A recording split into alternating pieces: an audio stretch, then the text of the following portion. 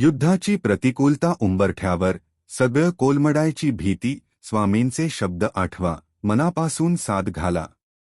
श्री स्वामी समर्थ महाराज. जगभरात सर्वत्र भीतीचे सावट आहे. युद्धाचा प्रतिकूल प्रभाव आता आपल्या उंबरठ्यावर येऊन ठेपला आहे. काही वर्ष आधी सुरू झालेले रशिया-युक्रेनचे युद्ध अद्याप थांबलेले नाही. त्यानंतर इस्रायल पॅलेस्टाईन हमास यांच्यात संघर्ष झालेला पाहायला मिळाला. यातच अफगाणिस्तान आणि पाकिस्तान यांच्यात संघर्ष दिसून आला. जगात अनेक देशांत संघर्ष वाढत असतानाच अमेरिका इस्रायल यांनी इराणवर हल्ले करून युद्ध सुरू केले. 12 ते 13 दिवसांनंतरही हे युद्ध सुरूच आहे. यामुळे अनेक देश अनेक बाबतीत संकटात सापडले आहेत.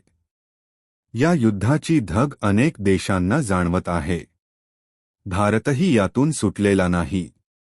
या युद्धामुळे देशात गॅस, इंधन संकट गहिरे झाले. घरापासून देशापर्यंतच्या अर्थव्यवस्थेवर याचा परिणाम होत असल्याचे पाहायला मिळत आहे. जीवनात बरे वाईट अनुभव येत असतात. मात्र काही वेळेस अशा काही घटना घडतात तेव्हा मन उद्विग्न होते, बेचैन व्हायला होते. अनामिक भीती मनात दाटून येत असते. काय करावे काहीच सुचत नाही. आपण त्यातून बाहेर पडण्याचा मार्ग शोधत असतो, चाच पडत असतो. परंतु केवळ अंधारच डोळ्यासमोर दिसत असतो. सगळे दिवस सारखे नसतात. सुख-दुःखाचा ससेमिरा सुरूच राहतो. अनेकदा मन अशांत, अस्थिर असते. अशा वेळी श्री स्वामी समर्थ महाराजांचा आवर्जून हाक मारावी असे वाटते. अशक्यही शक्य करतील स्वामी, हा अतूट विश्वास, श्रद्धा कायम ठेवावी. स्वामींचे शब्द आठवा, मनापासून साद घाला. सारे काही आता संपले. हातातून सर्व काही निसटून जात आहे. आता सर्व काही कोलमडून जाणार अशी भीती गड्ड होते. हातातून वाळू निसटावी अशा सर्व एक गोष्टी सुटून जात आहेत असे वाटत असते. तेव्हा स्वामींना मनापासून हाक मारा. स्वामींचे शब्द आठवा. आजही अनेकांना स्वामी समर्थ महाराजांच्या कृपेचा अद्भुत अनुभव येतो. श्री स्वामी समर्थ महाराज आपल्याला सांगत असतात की भिऊ नकोस, मी तुझ्या पाठीशी आहे.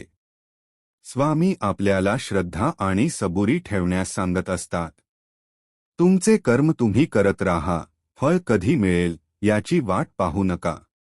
काय सर्व प्रश्नांचे उत्तर आहे. श्रद्धा आणि सबुरी ठेवा, ही वेळही निघून जाईल. तुम्ही तुमचा विश्वास डगमगू देऊ नका. ही वेळही निघून जाईल.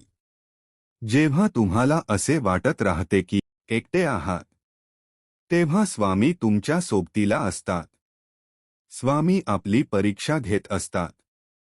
आपण कोंडीत सापडलेले असतो तेव्हा स्वामीच आपल्याला योग्य मार्ग दाखवतात. अशक्यही शक्य करतात. नवीन संधी देत असतात.